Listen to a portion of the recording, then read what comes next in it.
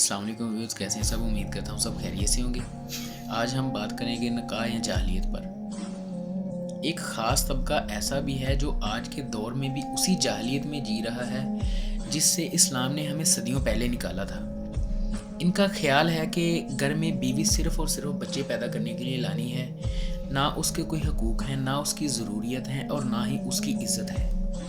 अफ़सोस की बात यह है कि कुछ ऐसे गधे भी होते हैं जिन्हें निकाह के असल मकसद का और हकूक़ व फ़राइज़ का इल्म नहीं होता। उन्हें निकाह के अलफ़ बे का पता नहीं होता और इसके बावजूद उनका निकाह कर दिया जाता है। शादी के बाद फिर क्या होता है? बीवी को अगर 10 रुपए की ज़रूरत भी पड़ी है या छोटी से छोटी चीज़ की ज़रूरत पड़ी है तो आगे से जवाब क्या मिलेगा? अम्मी से ले लो, अब्बू से ले लो या बड़े भाई से ले लो। ये कैसी जाहिलियत है? निकाह एक शख्स से हुआ है, पूरी फैमिली से नहीं हुआ। लेकिन यहाँ बीवी को सबके सामने भिखारी बना दिया जाता है। ये लोग इतने बेगैरत होते हैं कि दिल करता है इनको चौक में खड़ा करके इनकी चितरौल की जाए।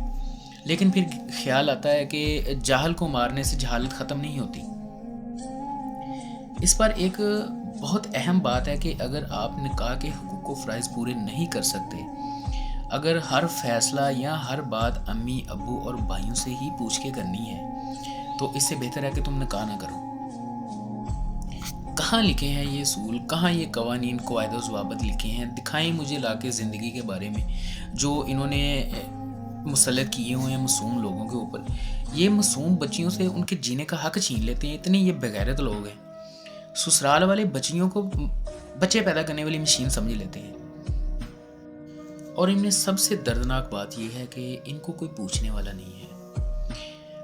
अक्सर घरों में सब घरों में नहीं, बहुत अच्छे घर भी हैं, बहुत अच्छी फैमिलीज़ भी हैं। तो अक्सर घरों में ये होता है कि माँ बाप, बहन भाई बीवी के साथ या बच्चे की फैमिली के साथ ज़्यादती कर रहे होते हैं और इन उल्लू के पट्ठों को, नाम नहाद शोहरों को नज़र ही नहीं आता।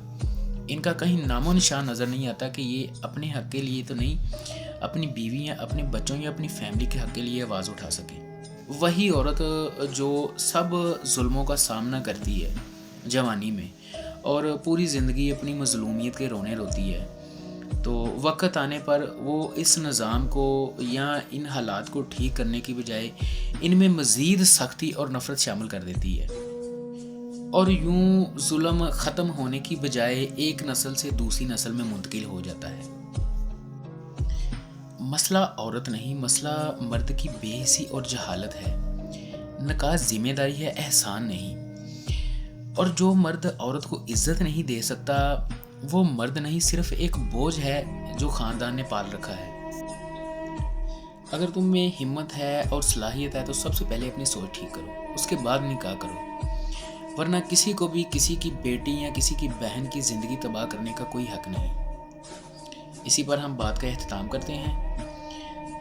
दुआओं में याद रखिएगा, अपना बहुत सारा ख्याल रखिएगा। अल्लाह हाफ़िज़।